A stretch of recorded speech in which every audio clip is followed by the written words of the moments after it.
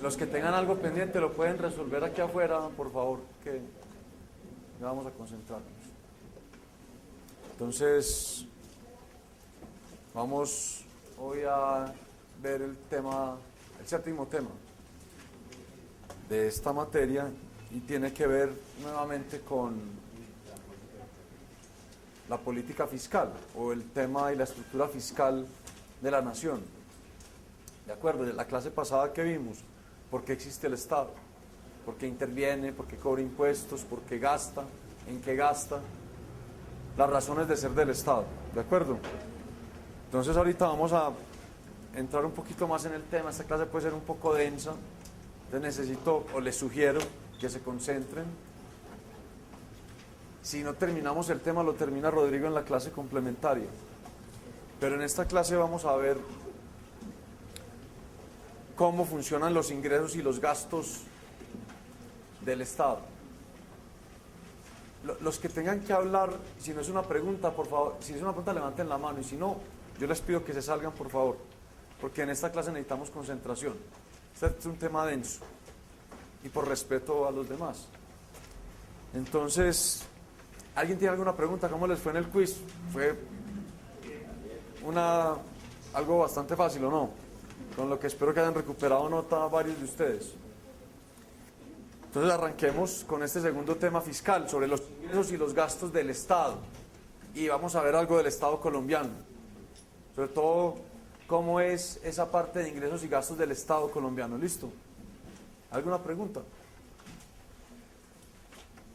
Entonces empecemos. Lo primero que nosotros tenemos que tener en cuenta es que el Estado, cualquier Estado, en este país y en cualquier país del mundo, es como una familia. Y si es como una familia, sus finanzas funcionan como una familia, su economía funciona como una familia. Y es de elemental sentido común entonces pensar que si una familia gasta más de lo que gana o de los ingresos que obtiene, pues incurre en un déficit y se endeuda. En el caso de un gobierno, de un Estado, cuando esto pasa, decimos que tiene un déficit fiscal y está acumulando deuda pública. Siempre que una familia, o ni siquiera una familia, una persona, gasta más de lo que recibe como ingresos, tiene un déficit. Y la única forma en que eso es factible es si alguien le presta los recursos para poder gastar por encima de sus ingresos. Es decir, se endeuda. Si ustedes reciben un ingreso de 100 cada mes, pero se gastan 120, la única forma en que eso es factible es porque alguien les prestó la diferencia y acumulan deuda por 20 cada mes. ¿De acuerdo? Y como con cualquier familia, si ese nivel de endeudamiento se vuelve excesivo, impagable, se acumula excesivamente, a esa familia, a esa persona, a ese Estado, le van a cerrar el acceso al crédito. Cuando usted tiene una tarjeta de crédito y llega al tope, hasta ahí llegó, no le prestan más. Puede ir a pedir otra tarjeta para comprar esa deuda y seguir gastando, pero llega un punto en que el banco ve que su nivel de gasto es excesivo por encima de su nivel de ingreso y que su nivel de deuda es tan alto que le cierran la puerta al crédito. Y eso pasa con un Estado, con un gobierno. Es más, si llega a tal nivel que ya no puede pagar o servir, honrar la deuda, se quebró. Y eso le puede pasar a una familia, a una persona y a un gobierno, a un Estado. Es muy importante que tengamos esto en cuenta. Un Estado funciona tal cual en sus finanzas públicas, en su economía, como funciona una familia, una persona, con la misma lógica. Es exactamente lo mismo. Sigamos. Entonces, ¿cómo es el balance fiscal de un gobierno, de un Estado, de una nación? Tiene unos ingresos, ¿de acuerdo? Y tiene unos gastos. Y la diferencia entre los ingresos y los gastos constituyen el balance fiscal. El balance, el resultado fiscal, ¿de acuerdo? Si ese balance es positivo, decimos que es un superávit fiscal. Si el balance es negativo, decimos que es un déficit fiscal. ¿De acuerdo? Si el resultado, si el balance fiscal es positivo y genera un superávit fiscal, eso es ahorro. O si tenía deuda, es reducción de deuda. Y si es un déficit fiscal, es decir, si el balance es negativo, pues usted está aumentando la deuda. Por definición, por construcción. ¿De acuerdo? Es el balance fiscal. Y ese balance fiscal siempre es el resultado de la política fiscal que implementa el gobierno. Porque la política fiscal es lo que determina cuánto ingreso quiere recaudar, cuánto quiere gastar. Entonces la diferencia entre ingreso y gasto, derivado de la política fiscal, es lo que me determina el balance fiscal, el resultado fiscal. ¿Cuál es la diferencia entre lo que entra a las arcas del Estado y lo que se gasta? ¿De acuerdo? Y la diferencia siempre va a un cambio en su nivel de deuda o en sus activos. Si tiene un déficit fiscal, por definición aumentó la deuda o redujo sus ahorros. Si tiene un superávit fiscal es lo contrario, o redujo la deuda, aumentó el ahorro. Si es déficit, aumentó la deuda o redujo el ahorro, o se comió parte del ahorro. Es la única forma. ¿Alguna pregunta sobre esto? Y miren que la política fiscal es lo que determina el balance. Si su política fiscal le permite mantener acceso al crédito, es decir, usted está gastando por encima de sus ingresos, pero no en exceso, y le siguen prestando, usted puede implementar una política fiscal contracíclica. Ya vamos a ver por qué. Si le cierran el crédito, el acceso al crédito, usted no puede implementar una política fiscal contracíclica. Y ya vamos a ver eso porque es importante. ¿Quién me recuerda qué es una política fiscal contracíclica? ¿Alguien?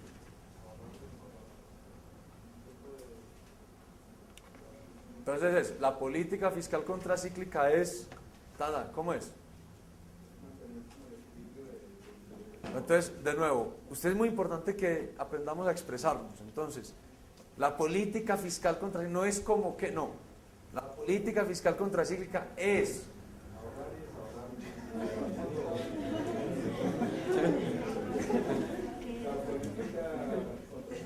No, la política fiscal contracíclica. Miren, yo con esto molesto mucho, pero es porque cuando yo pasé por ahí, yo a veces no me daba cuenta y no expresaba bien las cosas. Tenía bien la idea, pero por no expresarla bien, a veces ni la escribía bien y perdía puntos en los exámenes. Y no la lograba comunicar. Y hacer ese esfuerzo y disciplinarse uno a expresar bien las cosas, que no es fácil porque el instinto es a responder ahí una parte, porque uno cree que lo que está pensando el otro ya lo está viendo. Si no hace ese esfuerzo, yo les garantizo que les va a ir muy bien en la vida. Entonces, ¿cómo es? La política contracíclica. Fiscal contracíclica. Fiscal contracíclica es en el tiempo de ahorro, ahorrar para... No, ojo, ¿sí ve cómo se...? No, hágalo bien, o sea, coherente.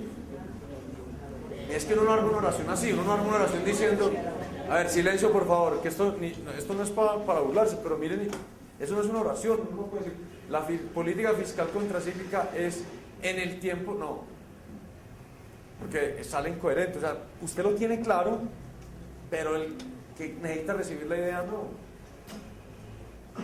Yo veo que el concepto lo tiene clarísimo, pero hay que saberlo comunicar. ¿Quién lo puede hacer? A ver.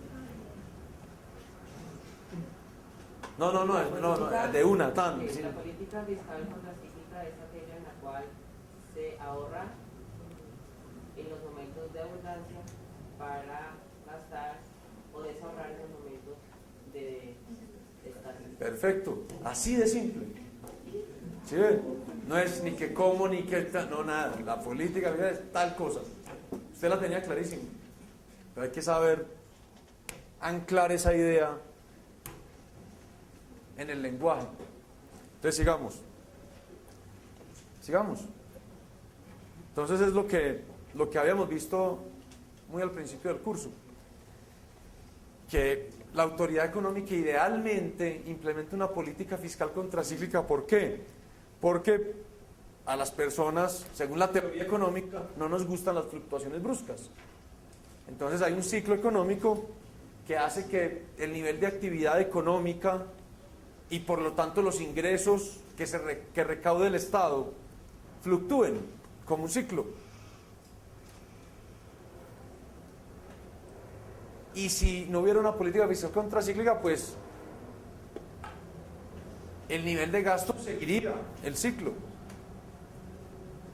Pero la política fiscal contracíclica hace todo lo contrario, permite que el nivel de gasto del gobierno se mantenga estable o no cambie tanto en el tiempo, independientemente de cómo esté fluctuando el nivel de actividad económica y por lo tanto el nivel de ingreso del Estado, el nivel de recaudo tributario, de ingresos o de otro tipo de ingresos del Estado. Entonces fíjense que cuando el ciclo entra en su fase recesiva, el nivel de gasto no cae en la política fiscal contracíclica. ¿Y qué pasa ahí? Hay un déficit fiscal porque el nivel de gasto está por encima del nivel de ingreso. Yo acá lo estoy llamando el nivel de ingreso del Estado con la letra T, porque es como una forma de aproximar los impuestos. Cuando viene la parte recesiva del ciclo, esta caída, y el nivel de gasto que está dado por la línea roja se mantiene estable, pero ¿qué sucede en este escenario o en esta situación? Pues que hay un déficit fiscal porque estoy gastando por encima del ingreso. Pero fíjense que eso es lo que permite que el nivel de gasto no caiga. La posibilidad de gastar y seguir gastando a pesar de que el ingreso del Estado ha caído. Y eso mantiene la estabilidad y el nivel de bienestar de la sociedad teóricamente. ¿De acuerdo? Pero eso solo es posible únicamente si el Estado puede endeudarse o desahorrar. Generalmente es endeudarse, porque la única forma en que eso es posible es que si yo me estoy gastando 100 y mi ingreso es de 80, es que alguien me presta los 20. Es decir, que el Estado puede salir y colocar un título del Tesoro o un bono a alguien y quedar endeudado con alguien para poder gastarse esos 20 de más. ¿De acuerdo? Y en contraste, cuando el ciclo está en su parte expansiva, la clave es no caer en la tentación de gastar más, sino mantener también quieto el nivel de gasto, de tal manera que el mayor ingreso se ahorre o se pague deuda. Es lo mismo desde el punto de vista patrimonial. Patrimonio de una persona, de una empresa, de cualquier persona natural o jurídica, es la diferencia entre los saberes y los deberes, los activos y los pasivos, lo que se tiene y lo que se debe. ¿De acuerdo? Eso es el patrimonio, contablemente. En contabilidad eso lo van a ver ustedes en algún momento. Entonces, cuando yo reduzco mis activos o aumento mi deuda, pues mi patrimonio se está reduciendo. Entonces, esa es la política fiscal contracíclica. Pero fíjense que si el Estado no tiene acceso al crédito, no la puede hacer, porque nadie le va a prestar en los momentos de contracción económica. ¿Estamos de acuerdo? Sigamos.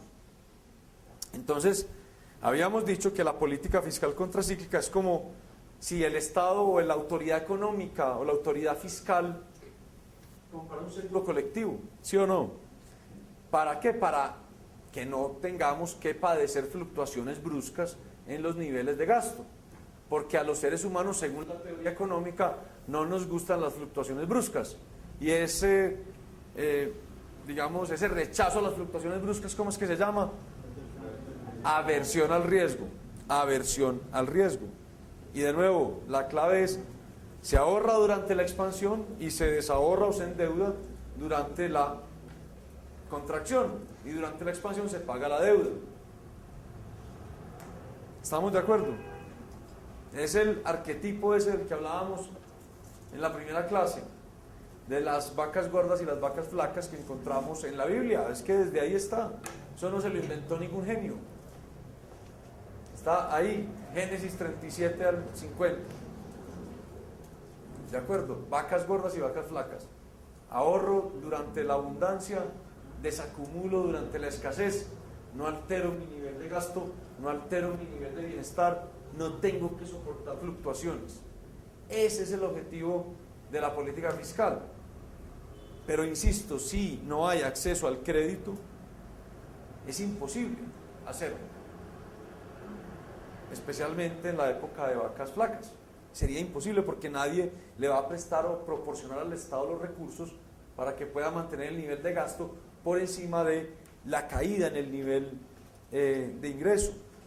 Sería imposible, digamos, activar ese seguro colectivo contra el indeseable riesgo, las indeseadas fluctuaciones en los niveles de gasto, la aversión al riesgo.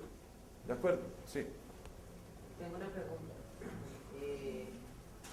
Bueno, usted dice que si no hay acceso al crédito, entonces no puede haber política fiscal contracíclica.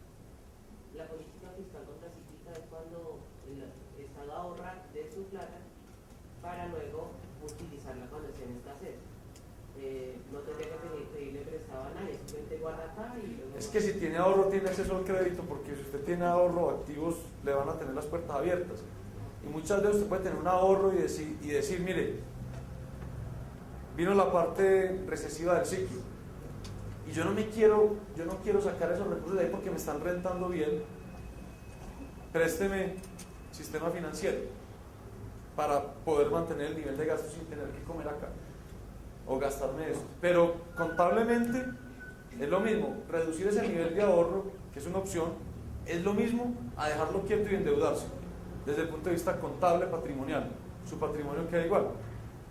Yo puedo tener un ahorro acá de 100 en un activo, en Ecopetrol por ejemplo, y viene la parte recesiva del ciclo y el Estado, en vez de salir a vender Ecopetrol, puede salir a colocar deuda y a pedir recursos prestados. Desde el punto de vista contable, estos 100 de Ecopetrol, cuando usted los contabiliza o los suma con la deuda nueva que acaba de colocar o con lo que se acaba de endeudar, implican que si es por 20, por ejemplo, su patrimonio ahora es de 80.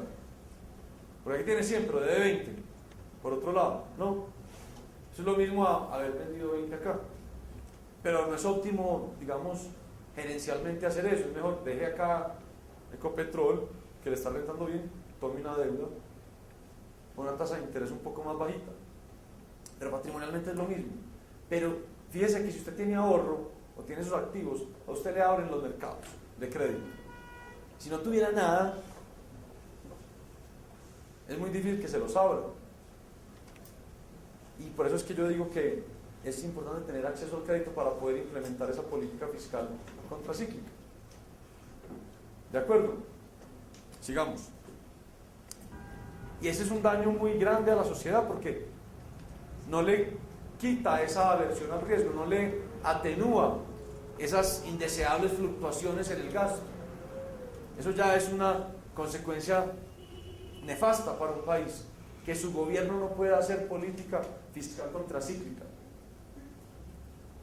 Es decir, que su gobierno no pueda hacer eso, quiere decir que lo expone usted a que el gasto del gobierno va al vaivén de los ingresos. Y eso, desde la teoría económica, no es deseable porque somos aversos al riesgo, no nos gustan las fluctuaciones. Y lo segundo es que si el gobierno se quiebra o se le cierra el acceso al crédito, no solo no puede hacer política fiscal contracíclica, sino que cuando cae el ingreso tiene que reducir el nivel de gasto obligatoriamente a la brava. ¿Gasto en qué? En bienes públicos, en bienes comunales, en externalidades, en el mismo funcionamiento para poder regular los abusos o las fallas del mercado, que fue lo que vimos en la clase anterior. Entonces fíjense lo importante que es la sostenibilidad de las finanzas públicas de un país, que si no son sostenibles, si el sistema financiero le cierra las puertas, lo que termina pasando es que se pierde bienestar, porque no se puede hacer política fiscal contracíclica y porque tiene que haber reducciones obligadas, así no lo quieran, en el nivel de gasto. ¿Alguna pregunta? Muy bien, sigamos. Entonces miremos algunas consecuencias de la política fiscal. Ya hemos visto dos, ya no se puede, miremos más, no se puede política contracíclica y hay que recortar el gasto por las buenas o por las malas.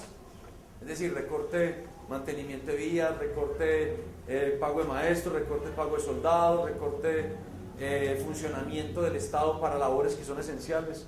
Dos, miremos otra, es cuando yo aumento el déficit fiscal, no solo estoy corriendo el riesgo de llegar a un nivel de alto endeudamiento y que me quiebre o que me cierren el crédito en los mercados financieros, sino que estoy endeudando a las generaciones nuevas, a las generaciones futuras, a los hijos. Porque yo puedo pagar algo con mi ingreso hoy o puedo endeudarme, que lo pague quién, se paga mañana. Pero a nivel de Estado, a nivel de país, de sociedad, endeudarnos es dejarle la carga a quién, a las generaciones que vienen después. Y eso lo han hecho con esta generación. O sea, ustedes, con los impuestos que pagan y que van a pagar cuando salgan a trabajar, están pagando la deuda que asumió este país hace muchísimos años.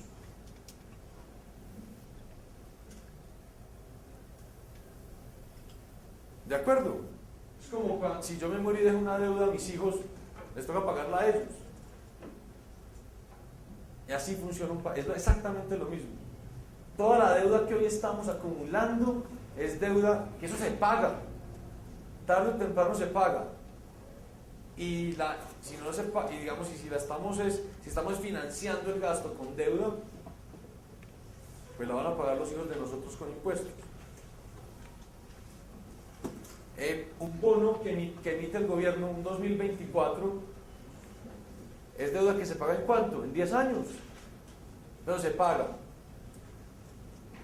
Y de pronto ya se le hace el rollover a la deuda y se emite otro título a 10 o 20 años más, pero en algún momento hay que generar los ingresos en el Estado para pagarlo.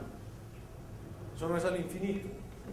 Entonces, ahí viene una pregunta: ¿es justo que los hijos paguen por el gasto o la fiesta de los padres? Pues eso ya depende de cada cual responderlo, pero esa es otra connotación de la política fiscal.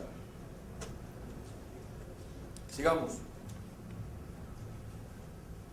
Otra consecuencia es que si hay un déficit fiscal más alto, el gobierno tiene que salir a buscar cerrar ese déficit con crédito, con deuda, con alguien que le preste los recursos para cerrar la diferencia. Cuando eso pasa en una economía, la consecuencia es que al sector privado, al ciudadano, a las empresas privadas se les reduce la posibilidad de acceder al crédito. Porque los bancos prefieren generalmente, cuando el Estado es serio y es solvente, prefieren financiar al gobierno porque es menor el riesgo que irrigarle recursos a los hogares para sus proyectos de consumo o a las empresas para sus proyectos de inversión. Y eso se llama, lo van a ver después los que sigan con economía y lleguen a ver macro, se llama efecto expulsión, crowding out. Ahoga usted el crédito que le puede llegar al sector privado, dándole crédito al gobierno, porque los recursos disponibles para eso no son infinitos, están limitados. Esa es otra consecuencia de los déficits fiscales. Expulsamos o ahogamos el crédito a los privados, o se encarece, pues que es lo mismo. Sigamos. Otra consecuencia de la política fiscal tiene que ver con la tasa de cambio. La tasa de cambio lo vamos a ver más adelante, pero dejémoslo por ahora en algo muy simple: es el precio de la moneda extranjera. ¿De acuerdo? A muchos sectores de la economía les conviene que el precio de la moneda extranjera suba. A los exportadores, por ejemplo, porque pues ellos al final del día venden son dólares. Usted exporta una tonelada de algo y le pagan en dólares. Si el precio del dólar está un poco más alto, pues tiene más ingresos. ¿De acuerdo? O al que compite con importaciones también le interesa eso, porque encarece su competencia que viene de afuera y le van a pagar más acá también. dejémoslo por ahora porque en esto vamos a enfatizar mucho más adelante cuando lleguemos a ese tema del sector externo. Por ahora dejémoslo en que la política fiscal también afecta a la tasa de cambio. ¿Por qué? Porque si hay déficit fiscal, de nuevo el gobierno tiene que salir a buscar los recursos para cerrar la diferencia. ¿Con qué? Con deuda. Entonces tiene que hacer una de dos cosas: o consigue deuda, o digamos coloca deuda en este país, adentro, internamente, o consigue los recursos afuera. Si los consigue internamente, ¿qué pasa? Pues lo que hace es que emite unos títulos, Colombia se llaman TES,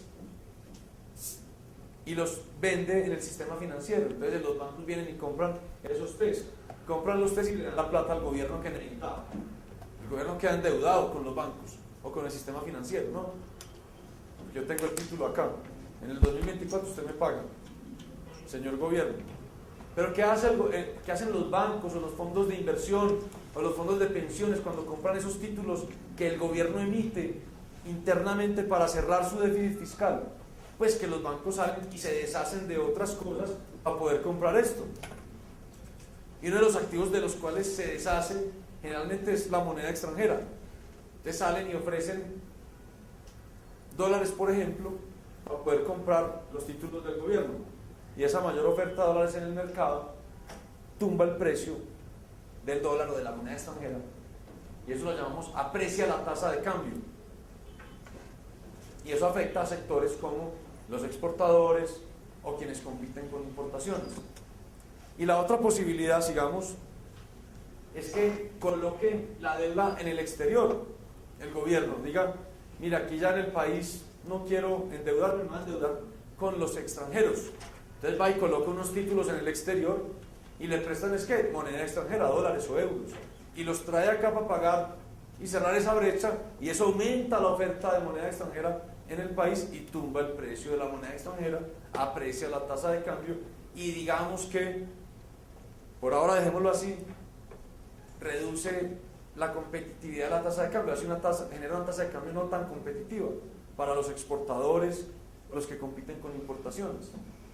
Pero entonces fíjense que el déficit fiscal genera también ese efecto.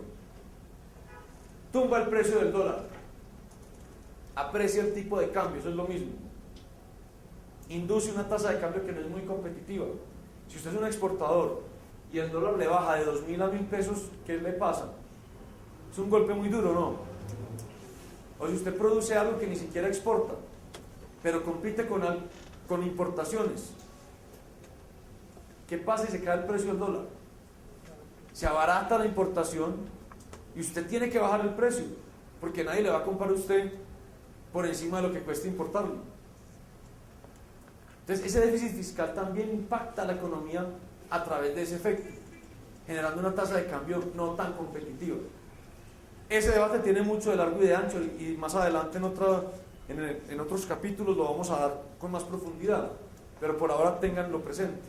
Listo, sigamos. Pero además, un déficit fiscal alto genera altas tasas de interés en la economía. Y las altas tasas de interés, digamos, inhiben el crecimiento económico. Porque si la tasa de interés es alta, usted no va a usar tanto su tarjeta de crédito para comprar, porque sabe que las cuotas le vienen más altas. Y reduce el consumo, pero también se reduce la inversión, porque le cuesta mucho tener recursos para invertir y el retorno que va a tener no le va a compensar lo que le costó esa inversión. Entonces, es otro efecto adverso del déficit fiscal.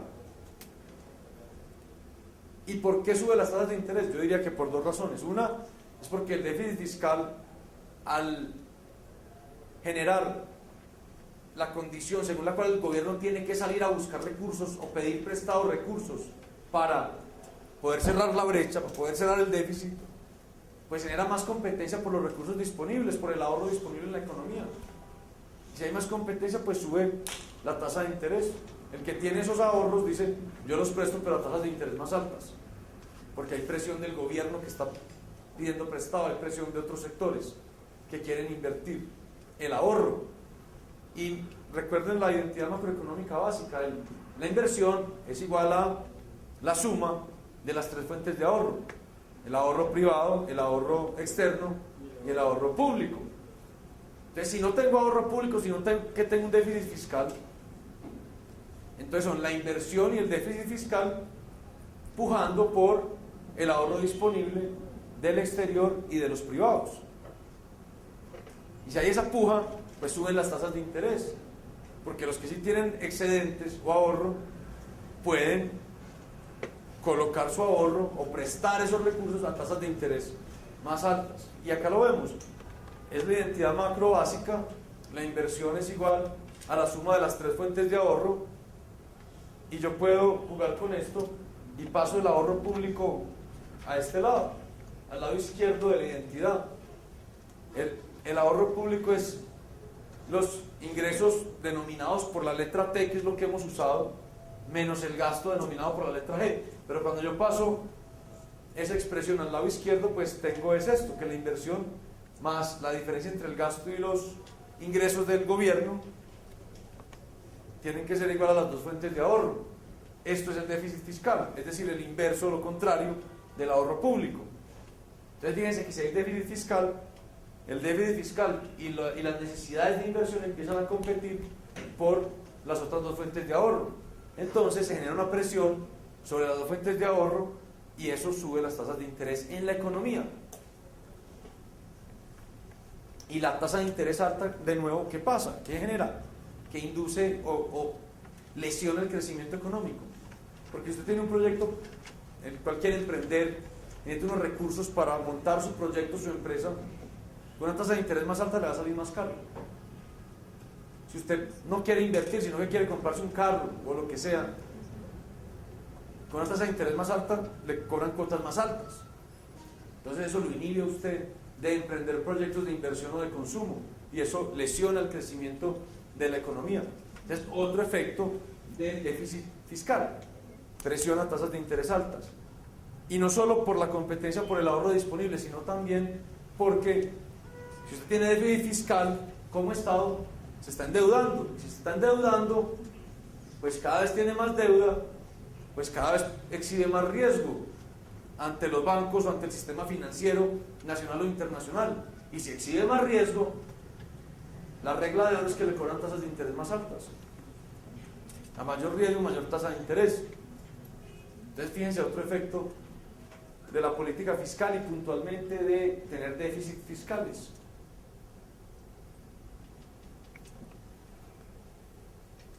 Sigamos. Tengo una pregunta. Sí, ¿Lo que puede volver atrás? la de antes. ¿Por qué queda la inversión más el gasto público? O sea, ¿por qué queda positivo? ¿Qué pasa? Esta es la identidad macro básica que sabemos derivar y que ustedes deben saber derivar. Hoy, al derecho y al revés. ¿Listo? La inversión es igual a las tres fuentes de ahorro. El privado, el público y el externo. ¿Listo? ¿Cómo conceptualmente se define el ahorro público? Pues el gasto en los impuestos. No, el ahorro público.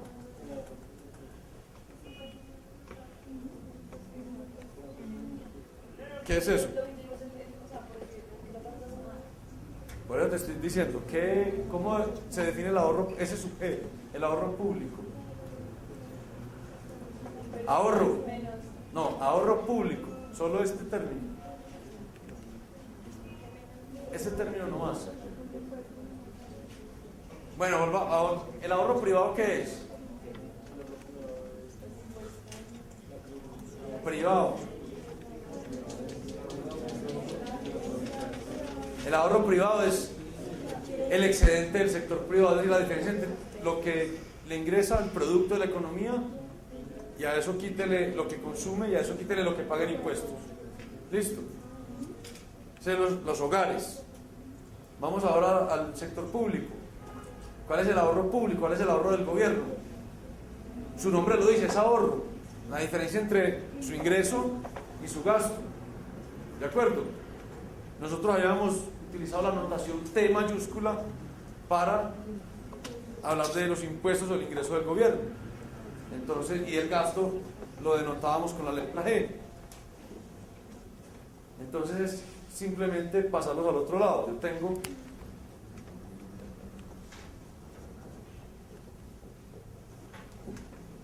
Esto es, ¿sí o no? Los impuestos, el ingreso del gobierno, porque ahorita vamos a ver que no solo son impuestos, pero es para facilitar la anotación, el impuesto, el ingreso tributario menos los gastos. Entonces, si yo quiero reordenar esto, pues lo paso para el otro lado. Entonces, la G no me va a estar de esta manera, sino que me va a estar sumando acá.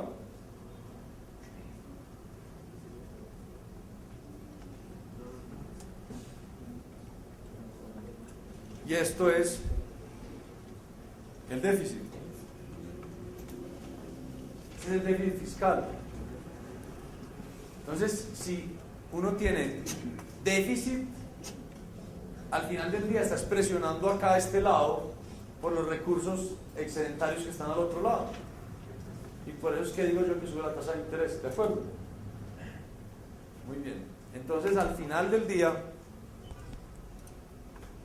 sigamos, la política fiscal y puntualmente un déficit fiscal genera varias consecuencias y pudiéramos decir que de la sostenibilidad de las finanzas públicas, de las finanzas del Estado, de que sean sostenibles, es decir, de no tener déficits fiscales excesivos que me lleven a niveles de deuda insostenibles, impagables, que conduzcan a la quiebra.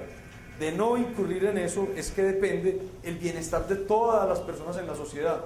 ¿Por qué?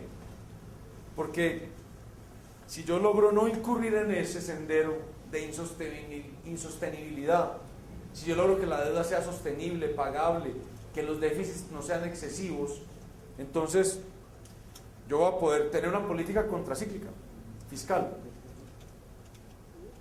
Esa es la manera como de resumen de esta primera parte.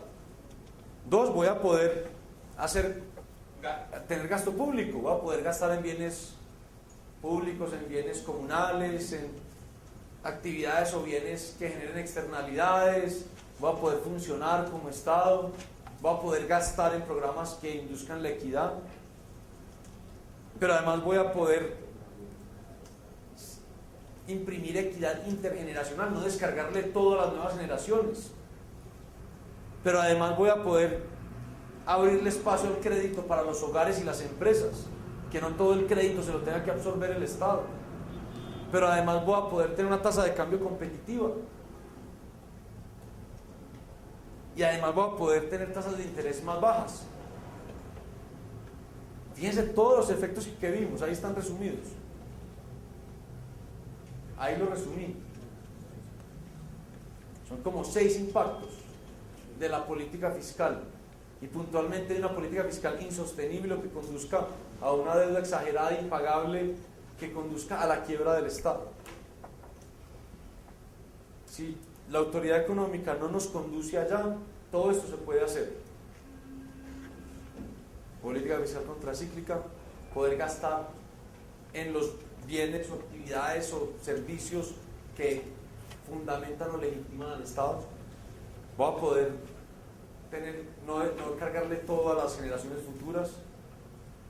Voy a poder tener una tasa de cambio, no voy a poder abrirle crédito a los hogares, no tener ese efecto de expulsión, y a las empresas, que no todo el ahorro de la economía o el excedente se lo absorba a manera de deuda o de crédito del gobierno. Vamos a poder tener una tasa de cambio más competitiva y una tasa de interés más baja, o si se quiere también más competitiva.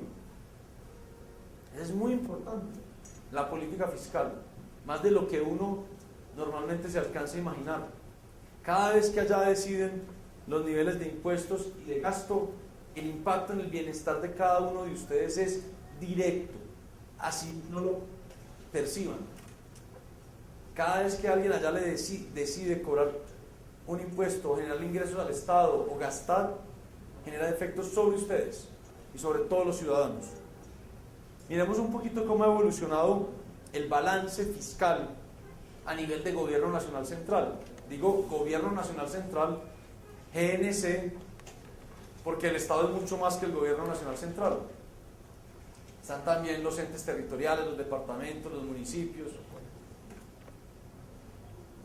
Y cuando uno agrega todo se llama sector público no financiero, pero como la política fiscal que se puede manejar, la maneja el Gobierno Nacional, Por eso me enfoco es en el gobierno nacional central. Entonces miren cómo ha evolucionado ese balance. Digamos que desde 1980. ¿Qué ven ustedes ahí?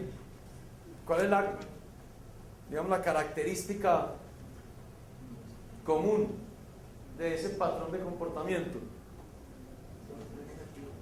Siempre es negativo, excepto un año, por allá en el 91. El resto es déficits permanentes. Entonces uno se pregunta, ¿y eso es sostenible o no? Hubo momentos en que esto se volvió insostenible, pero hay momentos en que uno puede tener déficits sistemáticos, y eso lo vamos a ver en la siguiente clase, pero les hago un anticipo: siempre y cuando sus ingresos le den para cubrir los intereses, digamos, cuando usted le quita los intereses al déficit, eso lo llamamos déficit primario, eso lo vamos a ver en la siguiente clase, pero siempre que usted pueda, por lo menos con lo que le sobra, honrar los intereses, no se mete en un sendero de deuda que explota lo insostenible. Pero eso lo vamos a ver en la siguiente clase. Pero fíjense por ahora que es déficit fiscal permanente a nivel de gobierno nacional central.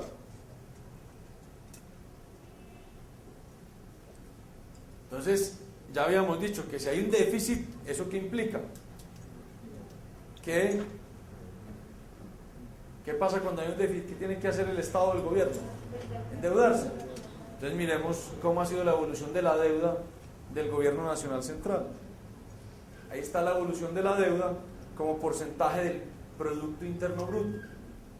Y fíjense que básicamente desde mediados de los 90 se disparó hasta principios de este siglo por los déficits fiscales sistemáticos,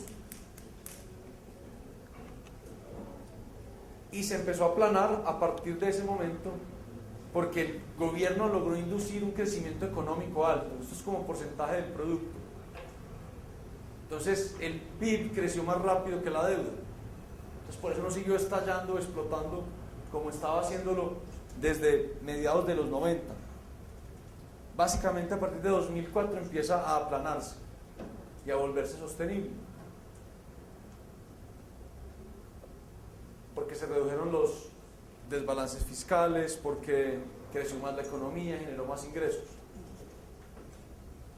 Y ahí está dividida entre la parte interna y externa, es decir, la que está en dólares y la que está, o en euros y la que está en pesos. La roja es la externa, la interna, perdón, y la naranja es la externa. Eso tampoco es trivial y algo de poca monta, porque la tasa de cambio entonces también me afecta al nivel de endeudamiento. Si yo estoy muy endeudado en dólares y el precio del dólar se dispara, la deuda me estalló. ¿De acuerdo? Entonces es bueno mantener una mezcla de las dos. No estar todo endeudado en dólares o todo endeudado en pesos. Y fíjense que una vez piensa en la deuda pública y como que lo ve como algo por allá esotérico del gobierno, que no nos afecta, y ya hemos visto que nos afecta mucho. Pero tan nos afecta que cada colombiano que nace endeudado por la deuda pública. Si yo divido la deuda pública entre los colombianos, tengo la deuda per cápita. Y eso lo paga alguien, lo pagamos los ciudadanos, con nuestros impuestos en el futuro. ¿Alguien tiene una pregunta ya? Si tiene una pregunta la pueden hacer, si tienen una conversación, por favor afuera. Entonces, en la siguiente vamos a ver la deuda per cápita, en euros. Miren la deuda per cápita de este país, la deuda con que nace cada colombiano, simplemente porque las personas que nacieron antes decidieron endeudar al Estado. Está en euros. O sea, que multipliquen más o menos por cuánto, ya casi por 3.000, ¿no? Entonces fíjense, en el 99 ¿cuánto era la deuda per cápita? Como unos 700 y pico euros. ¿Y ya cuánto es en 2012, que es el último cálculo que hay? Como 2.000 euros, ¿cierto? 4.000, entonces, sí, casi 2.000. O sea que cada colombiano que nace hoy, nace con una deuda. Obviamente al final del día no todos van a terminar pagando lo mismo en impuestos para pagar esas deudas, pero en promedio cada colombiano hoy nace con una deuda de 6 millones de pesos. Por gastos por encima de los ingresos que las personas de antes o las generaciones anteriores decidieron hacer a nombre del Estado. Y es que al final del día el Estado lo sostenemos todos. Entonces son connotaciones muy importantes, muy importantes. Y esto, digamos, hace mucho tiempo se discutió. Hay un economista muy famoso de quienes estudian economía van a poder estudiar a profundidad, que se llama David Ricardo. David Ricardo, digamos, su gran obra es como finales del siglo XVIII, principios del XIX más o menos, ¿cierto? Como finales de los 1700 o un poco antes, bueno, no, como 1700 pico. ¿Y qué dice él? Él deriva un concepto que lo llamaron después equivalencia ricardiana, y es: uno no puede caer en la ilusión de pensar que porque paga algo con deuda no le costó, lo va a pagar tarde o temprano. Tarde o temprano. Si el Estado se endeuda mucho para hacer de todo lo que todos quisiéramos, para que todo el mundo tenga carro, casa, beca, autopistas, de todo lo que todos quisiéramos, eso se paga. O lo pagamos hoy con los impuestos de hoy o se paga con los impuestos de mañana. Si lo pagamos con los impuestos de hoy, pues se paga con los impuestos de hoy. Se paga con los impuestos de mañana, pues hoy se está pagando hoy con deuda, pero eso se tiene que pagar después. Por eso es tan importante y tan delicado el manejo de la deuda pública, porque está manejando la solvencia del país, del Estado. Sí. Algunos, dependiendo de la categoría. Porque otro problema que tuvimos en los 90, ya vamos a empezar a adentrarnos un poquito más en detalle de qué fue lo que pasó en Colombia, es que muchos empezaron a endeudarse y llegaron a niveles de insolvencia. Y muchos se quebraron. ¿Quién termina pagando? Ustedes. El gobierno nacional tiene que salir a salvarlos, a pagarles las deudas, a rescatarlos. Eso generó dos leyes bien importantes que le pusieron topes a los niveles de deuda en que pueden incurrir, y se controló mucho. Pero en la última década del siglo pasado fue un problema enorme, grandísimo. Entonces todo el mundo dice: no, pero dejen que cada gobierno, que cada departamento, que cada municipio haga lo que quiera. Claro, perfecto, déjenlos. Pero si se desbordan y se quiebran, pues termina pagando toda la sociedad. Porque lo termina pagando alguien siempre. Sigamos.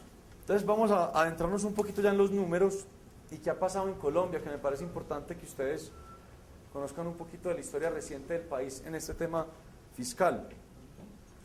Y para hacerlo vamos a analizar la estructura de ingresos y gastos del Estado, pero puntualmente del Gobierno Nacional Central, porque es ahí donde se determina la política fiscal, la política macroeconómica fiscal, ¿de acuerdo? Y es esa política fiscal o esa política macroeconómica fiscal la que ha generado la deuda pública colombiana, básicamente. Entonces miremos, por ejemplo, cómo es el ingreso y el gasto del Gobierno Nacional Central en este país. Sigamos. Miren los números. Es el balance fiscal del gobierno en 2002 y 2013. 2013 todavía proyectado porque no han cerrado, no han hecho el cierre todavía. ¿De acuerdo? Entonces, miren, ¿cuántos son los ingresos? Como 120 billones de pesos.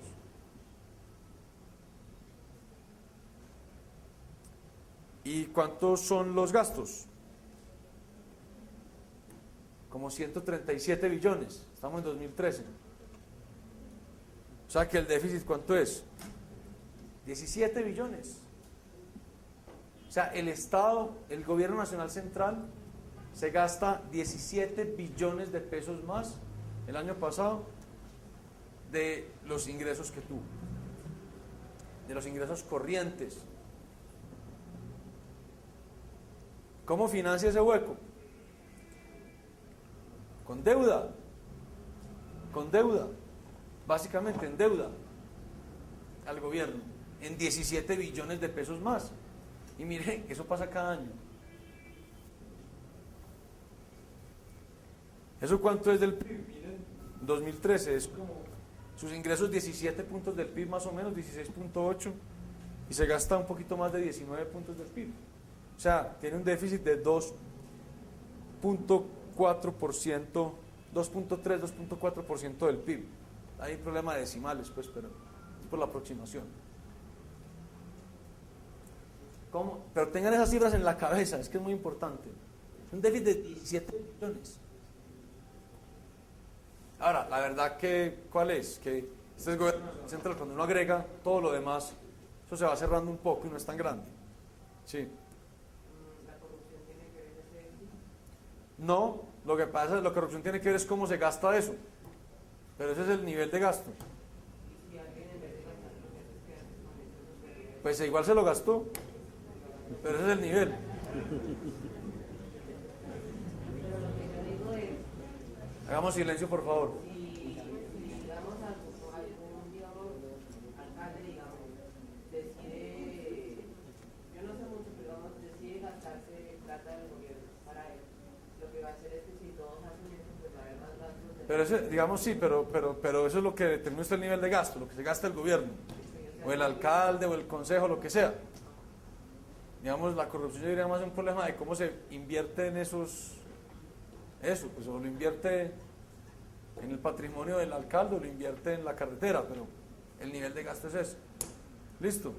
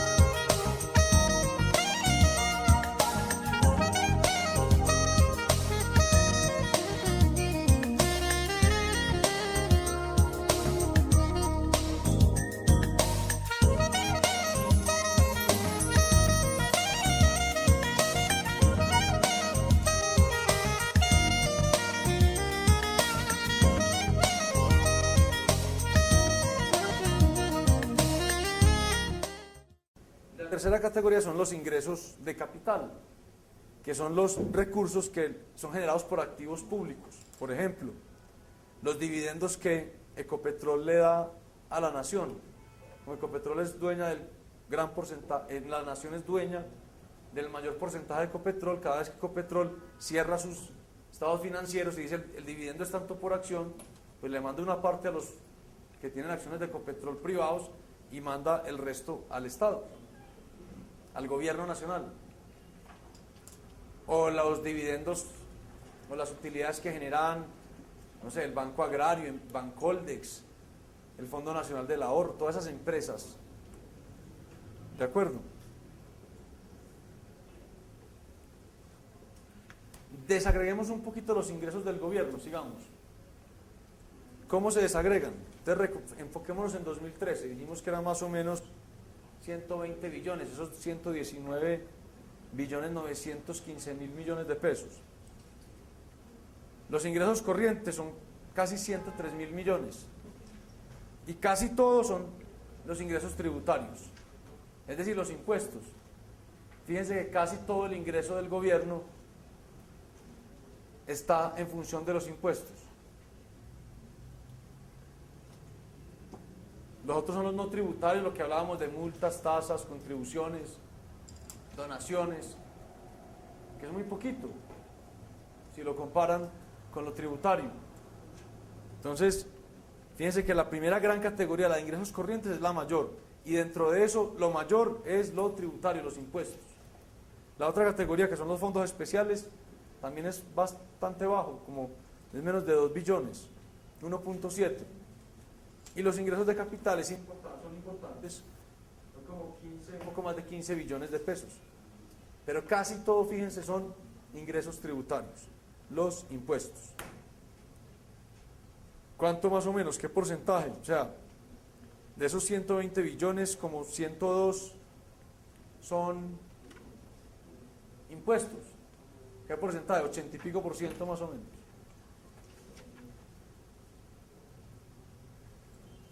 Vámonos ahora a los gastos. ¿Cómo están conformados los gastos del gobierno nacional? Y hay mucho. Entonces, de nuevo, 3 grandes categorías. La primera, gastos corrientes.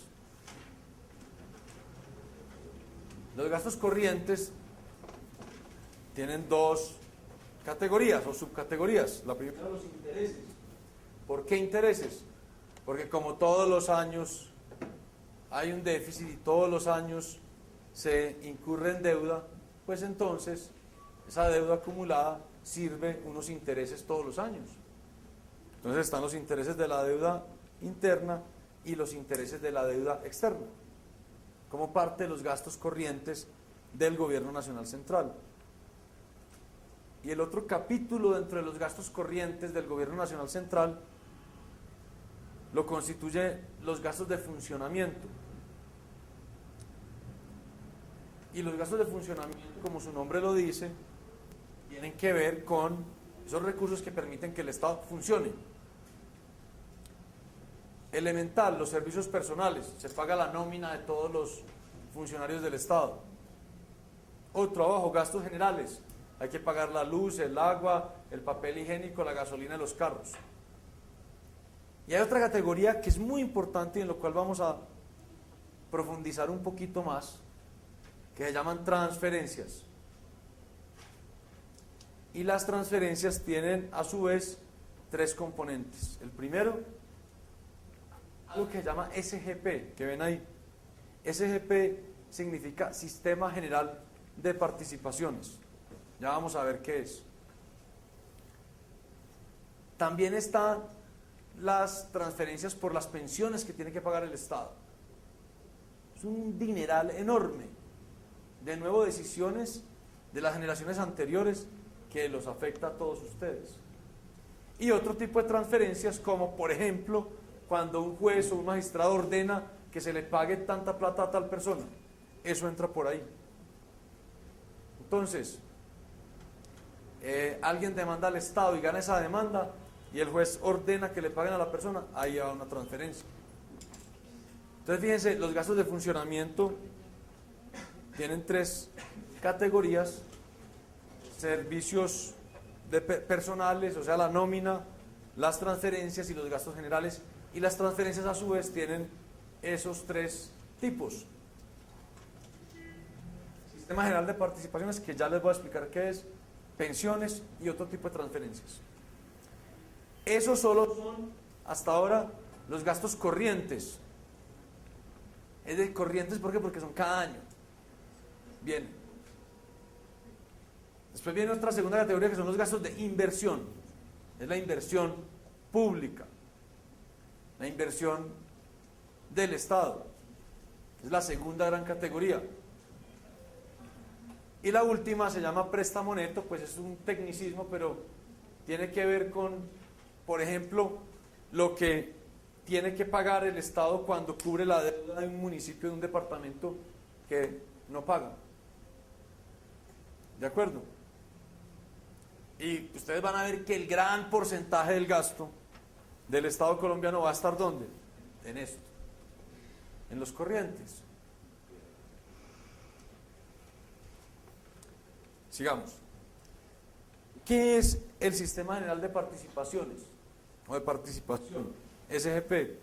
Son las transferencias que el gobierno nacional central tiene que hacer a municipios, departamentos y distritos para que estos puedan invertir en educación, salud, algo que llamamos propósito general, que básicamente es cultura y deporte, agua potable y saneamiento básico, y para otro tipo de gasto como las pensiones territoriales, los resguardos indígenas, los municipios que están en la ribera del río Magdalena y la alimentación escolar. Eso todo está en la Constitución. Quienes hicieron la Constitución de este país establecieron que en ese contrato social al que todos nos adherimos se obliga a que el Estado pase siempre, el Gobierno Nacional Central pase siempre unos recursos a los departamentos, a los municipios, a los distritos, como el Distrito Capital o el Distrito Especial de Cartagena, por ejemplo, para que esos entes territoriales inviertan a su vez en eso que está ahí: educación, salud, cultura y deporte, saneamiento básico, agua potable. Otra parte va para los resguardos indígenas, otra parte para los municipios del ribereño del río Magdalena. Así lo dice la Constitución. Entonces ese es como uno de los componentes de las transferencias. El otro ya lo habíamos visto, son las pensiones, que son los pagos que debe hacer el gobierno nacional a los pensionados. Y eso tampoco es de poca monta. Vamos a ver que estos dos temas, estos dos, si alcanzamos a cubrirlo obvio, si no en la clase con Rodrigo, han dictaminado la política fiscal de este país de los últimos 24 años, 25, 23 años.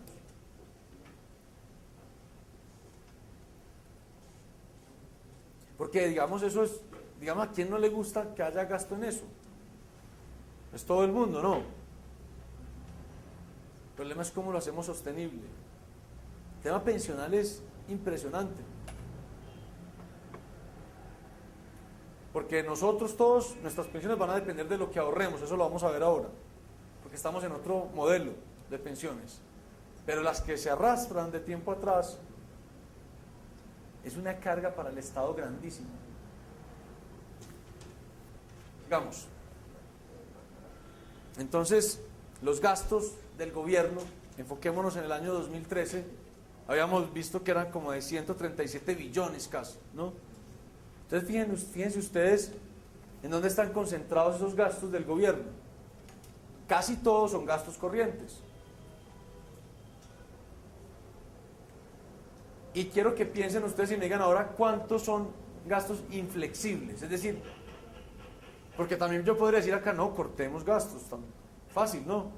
Pues no, hay gastos que no se pueden cortar y por eso los llamo inflexibles. Pero piensen ustedes, de estos gastos, ¿cuáles son inflexibles? Esperen, pero vamos por orden. Primero, miren que la mayor parte de esos 137 billones, casi todo, son los gastos corrientes. Y de los gastos corrientes, casi todo es funcionamiento. Ya vamos a ver. La inversión, ¿en cuánto queda? Es como 21 billones, no más. De esos 137, ¿cuánto es 21 billones? Como 15% más o menos. Y préstamo neto pues es muy poquito, en realidad. Entonces, listo, yo pregunto, ¿cuáles son de acá gastos inflexibles?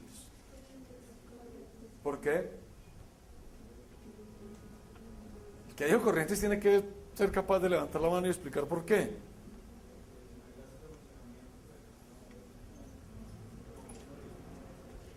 Claro, porque son los que permiten que el Estado funcione. Muy bien, esos son los únicos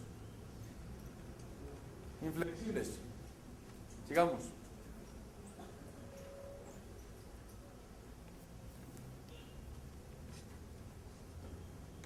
Devuélvase una, Rodrigo, antes de pasar allá. ¿Hay algún otro gasto para ustedes inflexible ahí? De pronto, yo diría que los intereses, Claro, ¿por qué? porque eso no es negociable. Hay De acuerdo. intereses, Así es. Y si usted no los paga, le cerraron el acceso al crédito, se quebró.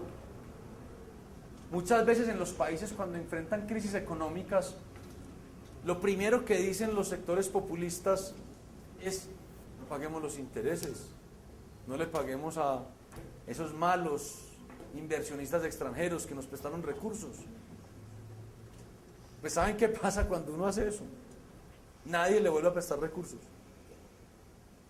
Y viene esa reducción obligada del gasto. Es decir, se acabó la política fiscal contracíclica.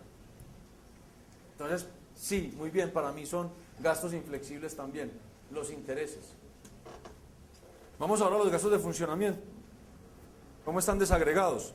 Fíjense ustedes, ¿dónde recae la mayor parte de los gastos de funcionamiento? En las transferencias, que están más o menos equilibradas entre las tres: Sistema General de Participaciones, pensiones y otras transferencias. Lo de pensiones es impresionante. Miren el gasto en pensiones el año pasado, casi 26 billones de pesos que el Estado pone, porque ya el Seguro Social no tiene reservas, eso se acabó. De pensiones que el Estado le otorgó a personas hace muchos años y que hoy tiene que honrar. Si eso no se tuviera, pues no habría déficit fiscal. ¿Se acuerdan de cuánto era el déficit? 17 billones, ¿no? El Sistema General de Participaciones, 27 billones, que hay que girarle todos los años, o el año pasado en concreto, a municipios, departamentos, es decir, a los alcaldes, a los gobernadores, para que hagan su gasto en salud, educación, saneamiento básico, agua potable, todo eso. También es una muy buena plata. Y otras transferencias.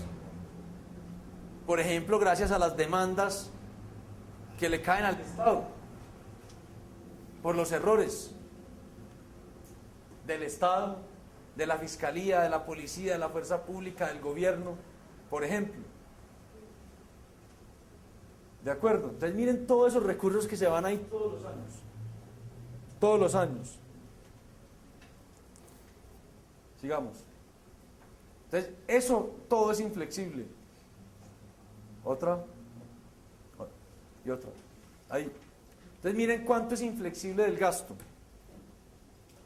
Diríamos que los 97.9 billones de funcionamiento más los 17.9 billones de intereses que vimos en la diapositiva anterior. Eso, sobre todo el gasto de los 137 billones da como 85%. Es decir, 85% del gasto es básicamente inflexible. Es decir, el margen de maniobra que queda es muy poquito. ¿Y con qué queda margen de maniobra? Si no puedo cortar funcionamiento, si no puedo cortar intereses, es decir, si no puedo cortar los gastos corrientes, ¿qué queda? Inversión para recortar, que es lo más dramático de todo, que es donde no se debería recortar, porque la inversión es lo que genera ingreso a futuro, competitividad y todo lo demás, la equidad, el bienestar, todo. Entonces vamos un poquito a fondo en de dónde surgen estas inflexibilidades del gasto y nos vamos a enfocar en dos temas: las transferencias a los territorios y las pensiones. Listo, entonces empecemos con las transferencias a los territorios. Gracias a la constitución de sus antepasados, si alguien tiene una pregunta, o si la conversación afuera, o si tiene una pregunta la pueden hacer, pero la conversación, si algo afuera, porque necesitamos concentrarnos. gracias a sus antepasados, que no son tan antepasados porque es de 1991, la Constitución estableció que este país debía tener un carácter descentralizado, que tiene sentido, es decir, dejen que cada región pueda recibir sus ingresos y definir cómo quiere fijar su futuro. Tiene sentido filosófico que personalmente me parece que tiene sentido, pero fiscalmente fue un desastre y ya vamos a ver por qué. Entonces, en el 91, con la Constitución y con la ley que reglamentó esos artículos de la Constitución, que fue la Ley 60 de 1993, se crearon dos conceptos. El primero se llamó situado fiscal. El situado fiscal fue una participación que se le otorgó a los departamentos, al Distrito Capital, al Distrito Especial de Cartagena y al Distrito Especial de Santa Marta en los ingresos corrientes de la nación. ¿Para qué? Para educación y salud. ¿Tienen alguna pregunta ya? Y lo que decía esta ley, derivada de la Constitución, de lo que ordenaba la Constitución, era lo siguiente: en 1994 le tienen que dar a los departamentos, al Distrito Capital, a Cartagena y a Santa Marta, el 23% de los ingresos corrientes de la nación, para esos propósitos. En el 95, el 23,5%. Y del 96 en adelante, al infinito, el 24,5%. De todos los ingresos del gobierno nacional, se los tienen que entregar a departamentos, Bogotá, Cartagena y Santa Marta. Y decía también, y eso que reciben estas entidades se tiene que distribuir así: 60% en educación, 20% en salud y el otro 20% en educación o salud, dependiendo de unos indicadores y unas metas de cobertura. Y eso era el situado fiscal. Miren cómo amarraba los ingresos de la nación.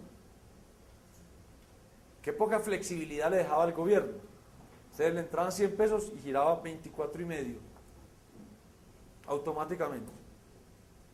O sea, ya obligaba gasto sobre el 24,5.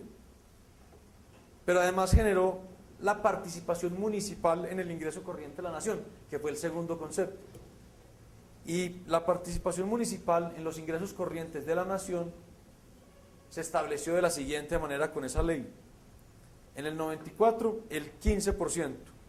Del 95 al 2000, un punto adicional, hasta llegar a 22% en 2001 y de 22% en 2001 en adelante. ¿De acuerdo? Y decía la ley, esa participación ya de los municipios, porque fíjense que el situado fiscal era para departamentos, Bogotá, Santa Marta y Cartagena. Participación municipal es para los municipios, para el resto. 15% en el 94, va subiendo un puntico hasta llegar a 20% en el 2000, a 21% en el 2000, 22% en el 2001 y de ahí en adelante 22%. Y eso se distribuye así, decía la ley: 30% en educación, 25% en salud, 20% en agua potable y saneamiento básico, 5% en recreación y deporte y el otro 20% libre inversión para los alcaldes. Así era. Díganme ustedes de eso que tienen ahí. Entonces, de cada 100 pesos, ¿cuánto ya estaba amarrado? De cada 100 pesos que le ingresaba al gobierno nacional, ¿cuánto ya estaba rígido, inflexible? Por ejemplo, a partir del año 2002. ¿Cuánto? Díganme el número. Alguien levante la mano y diga, el número es tal. ¿Cuánto? Pero alguien levante la mano y diga, sin miedo. ¿Quién levanta la mano? 46,5, muy bien. Sumar. Ya. Entonces fíjense que, siguiente, se tuvieron que deteriorar las finanzas del Estado, porque eso ya induce, eso ya obliga a una política fiscal procíclica. O sea, ya no puede haber política fiscal contracíclica. ¿Por qué? Porque de cada 100 pesos que le entraban a la nación en 2001 y 2002, automáticamente 47 pesos se los tenían que girar a los departamentos y a los municipios para que los gastaran.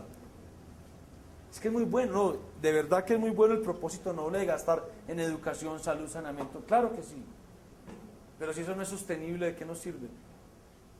Entonces esto genera una rigidez en las finanzas públicas grandísima, que genera un debate en la profesión enorme, porque es, ¿cómo no? Digamos, la Constitución obliga a esto, pero esto está deteriorando las finanzas públicas, porque eso ya obligaba a un gasto, amarraba un gasto. Entonces cada año el gobierno tenía que endeudarse más y más y más para cubrir todo lo otro. Cualquier incremento, lo peor era que hacía reformas tributarias para cobrar más impuestos y todo lo nuevo que le entraba al Estado se iba en 47% a los departamentos. Entonces tampoco servían las reformas tributarias. Estábamos totalmente amarrados. Sigamos. Es por eso que en el año 2001 se introduce una reforma en la Constitución, que fue muy polémica, muy polémica. Eso hicieron manifestaciones en la Plaza de Bolívar, querían quemar el Congreso, todo. ¿Por qué? Porque ¿qué dice esa reforma constitucional del año 2001? Que fue el acto legislativo 01 del año 2001. Dice, vamos a agrupar el situado fiscal y la participación municipal en una sola bolsa que se llamará Sistema General de Participación, o SGP, y ahí es donde nace el Sistema General de Participación. Y dijo lo siguiente, esa reforma a la Constitución: por un tiempo y hasta 2009 vamos a desatar esas transferencias de los ingresos de la nación.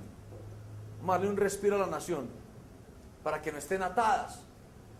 Vamos a darle flexibilidad a la política fiscal. Entonces, dijo esa reforma constitucional. Durante esos años, hasta 2009, va a crecer de la siguiente manera las transferencias. Entre 2002 y 2005, inflación más 2 puntos. De 2006 a 2008, inflación más 2,5 puntos. Fíjense que ya está desatándolo. El ingreso de la corriente de la nación. Y si el ingreso corriente de la nación crece 4 o 5% real, esto solo me estaba creciendo 2,5 puntos real. Eso era un alivio muy grande para las finanzas públicas. Pero dijo ese acto legislativo que no ve a fondo, dijo, a partir de 2009 vuelva y coja la bolsa que habría bajo el sistema anterior y póngalo a crecer a la tasa a la que han crecido los ingresos corrientes de la nación de los últimos 4 años. Entonces, regresaba a la misma base y volvía a atar el crecimiento al crecimiento de los ingresos de la nación. Solo daba el alivio durante 2002 a 2009. ¿De acuerdo? Entonces, miren lo que pasaba. Que en efecto, de 2002 a 2008, caían las transferencias como porcentaje del producto. Ahí lo vemos en la gráfica. Pero ¿qué pasaba? Como en 2009, como que volvía otra vez a retomarse en cierto modo el sistema antiguo de mantener eso atado al ingreso corriente de la nación, se iba a dar un salto muy grande en el nivel de gasto del gobierno debido a que se acababa ese periodo de transición en donde se desataban las transferencias de el ingreso corriente de la nación y quedaban otra vez atadas, y no solo atadas, sino que el cálculo tenía que hacerse a partir de la base que hubiéramos tenido si nunca hubiéramos tenido ese cambio. Entonces volvía y saltaba.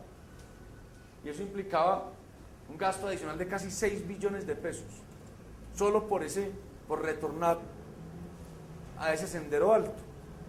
Entonces, previendo esto, en 2007 tocó hacer otra reforma a la Constitución, para que eso no terminara en 2009, sino que a partir de 2009 también hubiera flexibilidad.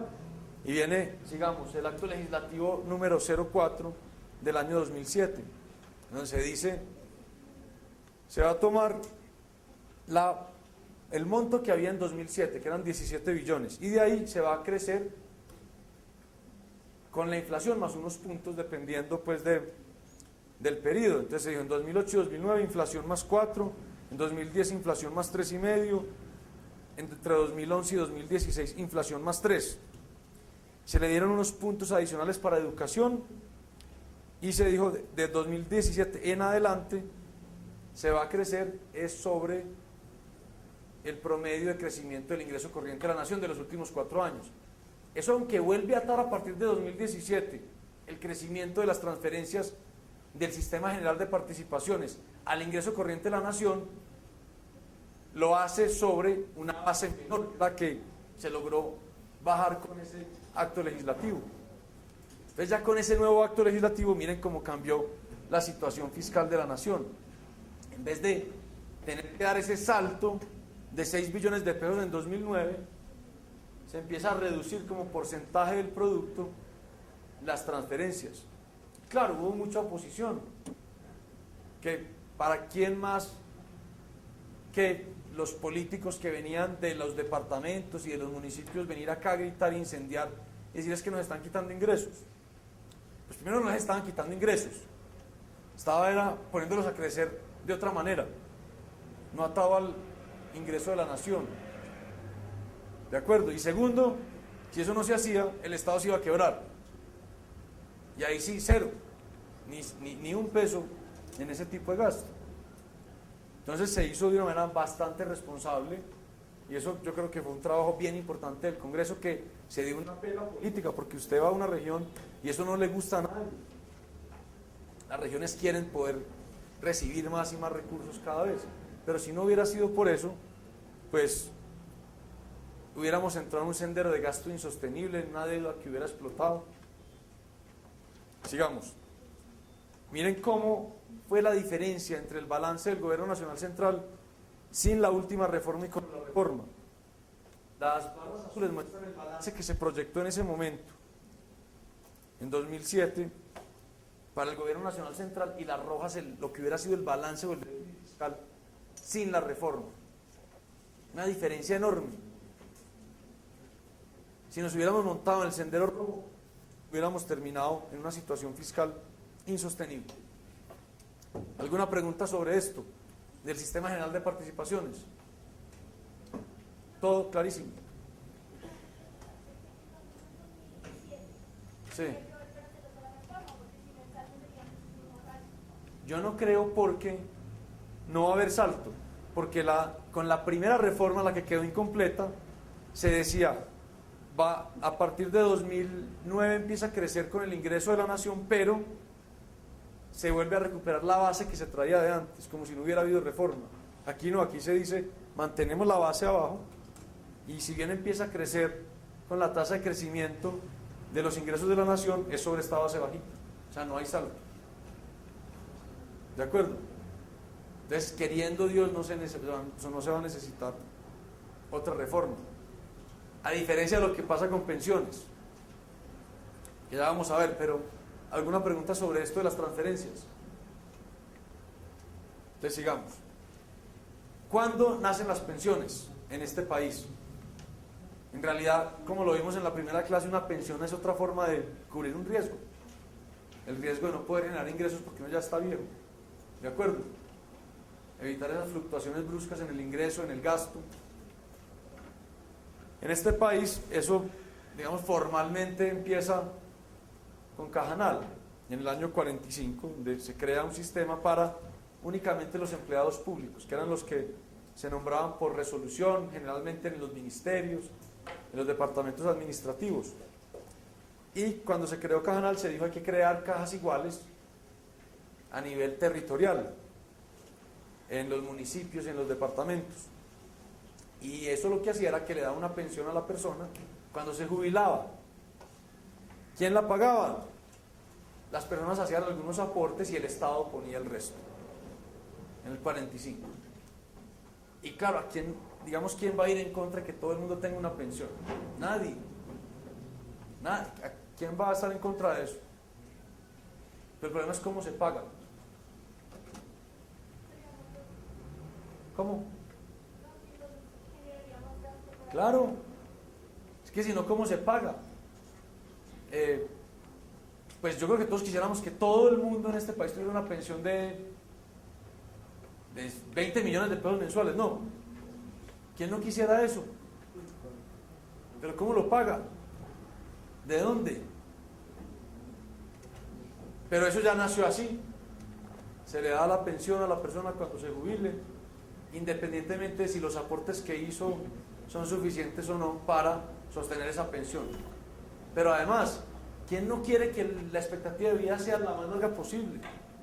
Entonces fíjense que entre más largo el sendero de vida de la persona, mayor es el gasto en pensión, ¿o no? Y cada vez la expectativa de vida es más grande en el mundo, en la humanidad, por la tecnología, por los descubrimientos de medicamentos, por todo eso. Entonces ya nace con ese concepto que es muy bonito, pero pues no es como muy sostenible. En el 67 se crea el Instituto de Seguros Sociales, ¿de acuerdo?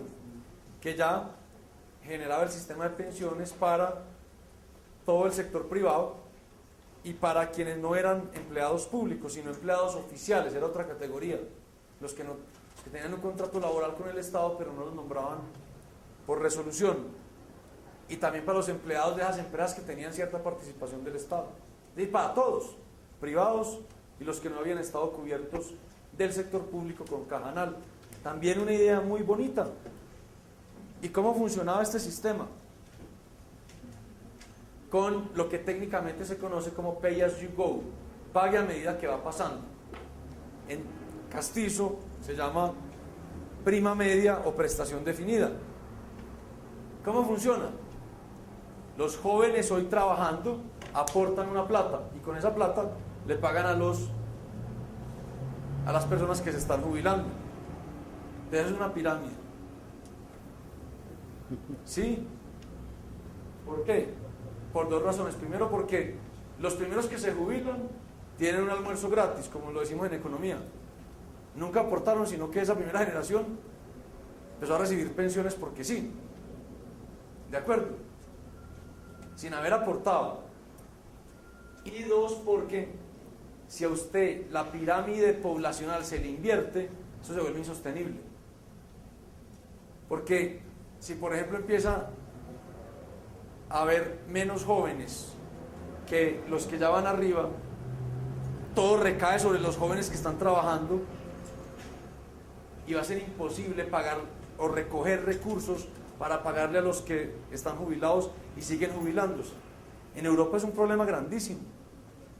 Como en Europa hay un problema demográfico y se invirtió la pirámide poblacional, el sistema de seguridad social y de pensiones reventó y le genera una carga enorme al gobierno, porque la diferencia la pone el gobierno. Y así nació también este sistema. Nació con el sistema de prima media, pay as you go, o prestación definida. Usted a medida que va pasando por el mercado laboral va aportando, y eso no se lo guardan a usted, eso lo usan para pagarle a los que hoy están jubilados, con la esperanza suya de que en el futuro, cuando se jubile, los que están trabajando aporten para pagarle su pensión. Así está concebido ese modelo, pero digamos es muy difícil de sostener. De nuevo, porque la primera generación recibe lo que llamamos el almuerzo gratis, ¿sí o no? Pero además porque en este modelo la pensión es independiente de los aportes de la persona. Esa desconexión ya lo hace insostenible. O sea, no importa si usted aportó o no aportó, cuánto aportó, tiene una pensión garantizada, de acuerdo al régimen en el que caiga. Cuando nace el Seguro Social, se concibió un sistema de aportes que es el siguiente, sigamos.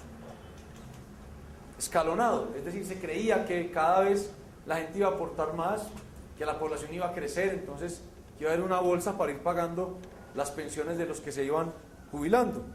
Fíjense cómo estaba planeado esto.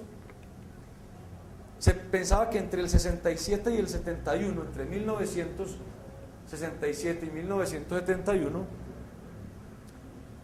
la persona iba a aportar, o el aporte sobre el salario iba a ser de 6%, de 9% ya en el 72, de 12% en el 77, de 15 en el 82, de 18 en el 87, y que a partir del 92 cada persona trabajando en este país aportaba 22% de su salario. Miren cómo fue concebido eso. Y eso se dividía entre un aporte que le correspondía al patrón, un aporte a la persona y un aporte al Estado. Miren, por ejemplo, se pensaba, año 67, casi 50 años, cuando llegáramos a ese ideal de 22%, la mitad lo iba a poner el patrón, de la otra mitad, la mitad el Estado y la otra mitad el trabajador. Con eso iba a poder ser sostenible, porque fíjense que estaban obligando a la gente a aportar. Pero como este sistema garantiza una pensión independientemente de los aportes, pues adivinen qué pasó. ¿A quién se le ocurre? ¿Qué pudo haber pasado con esto? Que nunca se cumplió, porque ¿qué más cómodo que decir por allá en algún momento, no, miren, no empecemos a subir estos aportes?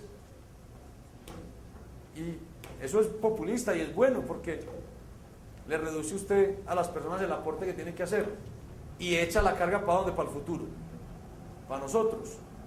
Eso fue lo que hicieron. Miren cómo fue la estructura de aportes reales, efectivos, en el tiempo.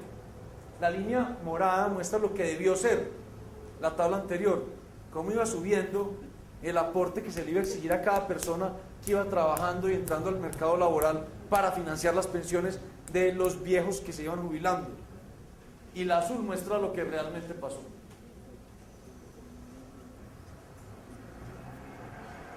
Pues imagínense, ¿ves? Coge un presidente de la República y le arman un paro, no suban los aportes, bueno, no lo subo. Y eso pasó. Entonces, se empezó a volver insostenible, totalmente insostenible. Y a eso sumémosle que empezaron a meter regímenes especiales. Es decir, a todo el mundo le empezaron a armar un régimen bien particular. Sigamos. Por ejemplo, miren el régimen de Ecopetrol. Lo tengo acá. Lo crearon en el 77, 10 años después de la creación del Seguro Social. Entonces piensen en esto. Usted está en ese sistema, usted va a ser pensionado, usted está fresco porque sabe que le van a dar su pensión, independientemente si usted aportó o no aportó, si la gente después aporta o no aporta. Pero si además lo encasillan en un régimen especial, como Ecopetrol, miren esta belleza. El régimen en el 77, que fue creado para los empleados de Ecopetrol, decía lo siguiente: que usted se podía jubilar cuando la suma de su edad y los años de cotización o de trabajo diera 70, y salía con el 75% de su salario. Supóngase alguien que entró a trabajar a Ecopetrol de 20 años. ¿Qué pasa cuando tiene 45 años? 45 más, ¿cuánto cotizó? ¿Cuánto trabajó? 25, ¿cuánto da eso? 70. Entonces, de 45 años, usted jubilado de 45 años con el 75% de lo que se ganaba, empieza a trabajar otra vez y se vuelve otra vez a jubilar por allá a los 70 años de verdad. Y eso es solo para mencionar el Ecopetrol, porque había regímenes especiales para el Congreso y los magistrados, para la fuerza pública, en Cajanal. Miren, en Cajanal la edad de retiro de 55 años. A los 55 años, si usted era empleado público, a los 55 años salía fresco con el 75% de su salario. ¿Ustedes saben a qué edad se van a jubilar ustedes? ¿Y eso quién lo pagaba? Como los aportes no crecieron, pues los impuestos cerraban la brecha. O en realidad lo que pasó es que los que aportaron al principio generaron una bolsa de ahorros y eso se lo empezó a comer el Estado con las pensiones, y esa bolsa se agotó como en el año 2006-2007. De tal manera que ya todo lo que se paga de pensiones de este sistema lo pagan los impuestos de ustedes directamente, el Estado, que no hay ahorro. Se lo comieron ya las pensiones que se han venido pagando. Sigamos. Entonces, obviamente, el modelo pensional se volvió insostenible. Entonces, ¿qué pasa? En el año 93, ante esta situación, vino una ley muy famosa, que me imagino que han escuchado, de la cual mucha gente habla muy mal, pero que fue lo que empezó a aterrizar esto, que es la Ley 100, de 1993. Pero la Ley 100 no fue mala, fue buena. ¿Por qué? Porque dijo, bueno, por lo menos, listo, vamos a arrastrar este sistema pensional, pero a la gente nueva, por lo menos a ellos démosles la oportunidad de que ahorren ellos y se pensionen en función de lo que ahorran. Porque si lo seguimos metiendo a este sistema que traemos de atrás, ¿qué va a pasar? Que esto se vuelve insostenible y ya ni siquiera ellos van a tener pensiones. Entonces genera dos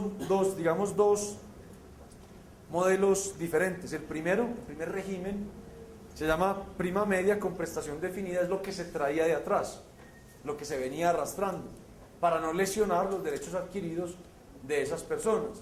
Entonces, ¿qué dijo esa Ley 100? Dice, mire, mantengamos ese de prima media del seguro con las siguientes características, y es que las contribuciones del trabajador constituyen un fondo común que se utiliza para pagar al pensionado en cada vigencia, a los pensionados de cada vigencia. Básicamente lo que se traía de atrás. Y se dijo, mire, el trabajador va a conocer cuánto aporta y cuánto va a recibir, y recibía el 65% de su salario. Y se puso la siguiente edad para pensionarse: 55 años en las mujeres y 60 años en los hombres, y haber cotizado por lo menos 1000 semanas. Y lo administraba el Instituto de Seguros Sociales. Algo muy similar a lo que se traía de atrás. ¿De acuerdo? Pero eso igual es insostenible. Es que una mujer a los 55 años está en la plenitud de su capacidad laboral. Claro. O sea, a los 55, hoy, como es hoy, la humanidad no es una persona vieja. ¿Alguien cree que 55 años es ser viejo? No. Eso era cuando la expectativa de vida era de 65 años, sí. Pero cuando la expectativa de vida se ha aumentado tanto, a los 55 años tiene una gran capacidad de seguir trabajando mucho tiempo. Pero entonces ese fue el sistema de prima media que creó la Ley 100. Y el otro sistema el que creó la Ley 100 se llama ahorro individual, con contribución definida. ¿Qué quiere decir esto? Que en este sistema, en el que estamos todos nosotros, que empezamos a trabajar o van a empezar a trabajar después del 93, las contribuciones en cada periodo del tiempo se ahorran, se capitalizan, generan unos rendimientos, y eso, sumado todo, genera una bolsa que le da a usted su pensión. Es decir, la pensión de cada uno de nosotros va a depender de lo que ahorramos y pudimos cotizar durante nuestra vida laboral, que es algo más justo. Es algo justo. ¿De acuerdo? Porque su pensión depende de lo que usted trabajó y de lo que contribuyó y de lo que ahorró. ¿De acuerdo? Y en este caso el trabajador conoce cuánto aporta, pero no cuánto va a recibir. ¿Por qué? Porque va a depender del rendimiento de su fondo de pensión. Entonces es muy importante que ustedes, cuando empiecen a trabajar, evalúen cuánta rentabilidad genera cada fondo de pensión. Porque entre mayor sea esa rentabilidad, mayor va a ser su pensión. Y además pueden ustedes escoger el tipo de inversión que quieran que le haga su fondo de pensión. Pueden escoger que les invierta de manera conservadora, moderada o agresiva. Yo lo tengo en agresivo. Cuando usted tiene toda la vida laboral por delante, si se va en agresivo, termina ganando al final. Se tiene que aguantar unas pelas duras y no mirar su fondo de pensión en algunos años cuando los mercados financieros no funcionan tan bien. Pero no asustarse con eso. Saber que en 30 años, en promedio, eso está demostrado en la teoría económica y en los datos también, le va a ir mucho mejor que si se queda conservador. Si usted ya está cerca de jubilarse, váyase conservador. No se ponga a correr riesgos. Es como lo que dicta el sentido común y la teoría en estos casos. Pero las pensiones de ustedes van a depender únicamente de lo que ustedes aportaron, de la rentabilidad que les generó su fondo de pensiones, y no más. Y eso a mí me parece bueno porque no quedamos en esa bolsa que es insostenible. Una pregunta, si el fondo de pensiones quiebra, ¿no tiene pensión? El fondo de pensiones es muy raro que quiebre porque está sometido a una regulación muy estricta de inversiones en activos seguros, AAA, vigilados, ¿de acuerdo? Pero en ese caso, si llegara a quebrar, pueden pasar muchas cosas, o que pierden la pensión los que ahorran, o que el Estado lo salva. Generalmente el Estado termina salvando. Sigamos. En ese nuevo régimen de ahorro individual, concentrémonos un poquito que no ha terminado la clase, para ver si terminamos, todavía quedan como 10 minutos. ¿Cuáles son los requisitos para jubilarse? Cualquier edad. No tiene que tener usted una edad. ¿Qué tiene que cumplir? ¿Qué requisito? Que el capital que usted acumuló con los rendimientos de su fondo de pensión le permitan recibir por lo menos una pensión mensual del 110% y un salario mínimo. Si usted ahorró durante todo su trabajo unos recursos que con la rentabilidad de su fondo de pensión le dan para poder recibir el 110% y un salario mínimo mensual, desde el momento en que se jubila ya lo puede hacer. Hay gente que espera para poder ahorrar más y recibir pensiones más altas. Y no lo administra el Seguro Social, sino un fondo de pensiones. ¿De acuerdo? Este es un modelo que se trajo de Chile. Y lo otro es que se generó una garantía de pensión mínima, en donde el gobierno nacional aseguraba, sigamos, una pensión mínima en los dos regímenes, una pensión mínima de un salario mínimo, pero lo pagaba el Estado. Ponía unas condiciones, sí, que los que estaban en prima media, es decir, en el sistema viejo, tuvieran 55 años las mujeres y 60 los hombres, y que hubieran cotizado 1000 semanas, y en el nuevo sistema, o en el nuevo régimen, 1150 semanas cotizadas, 57 años en las mujeres y 62 en los hombres, pero era una garantía de pensión mínima.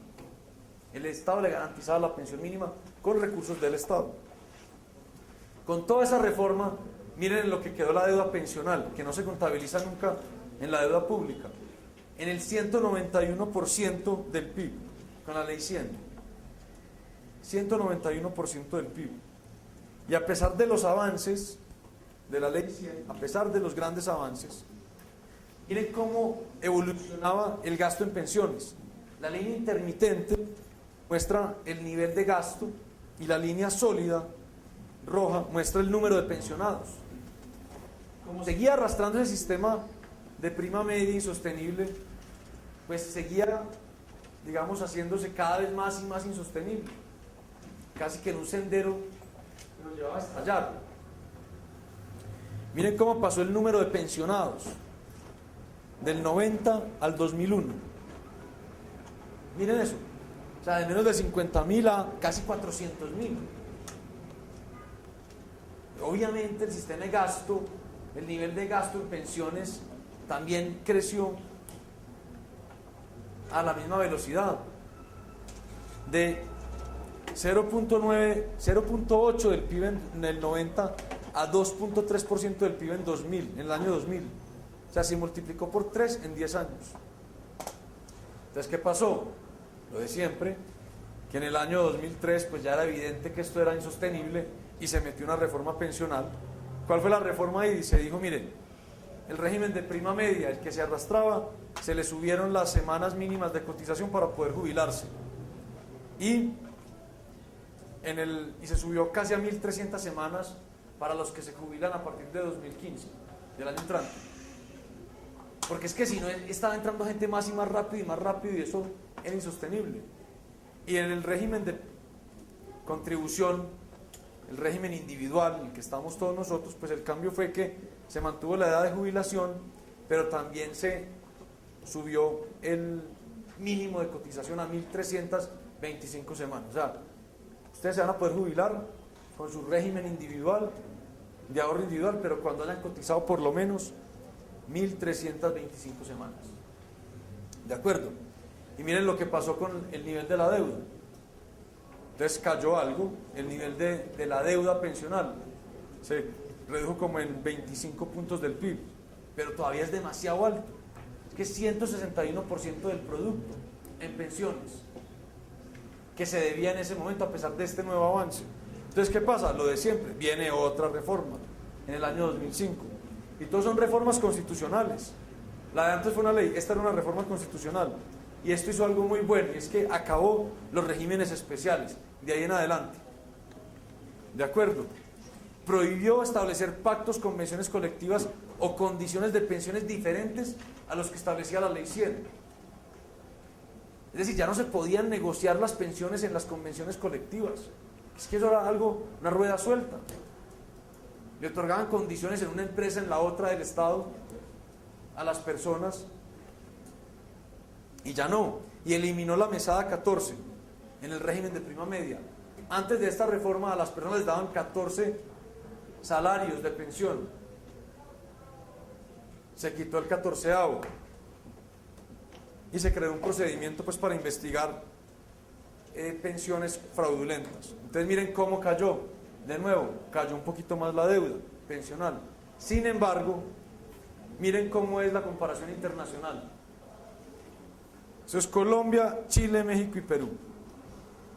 Es un nivel muy alto de deuda pensional. Y eso lo van a terminar pagando ustedes y los hijos de ustedes.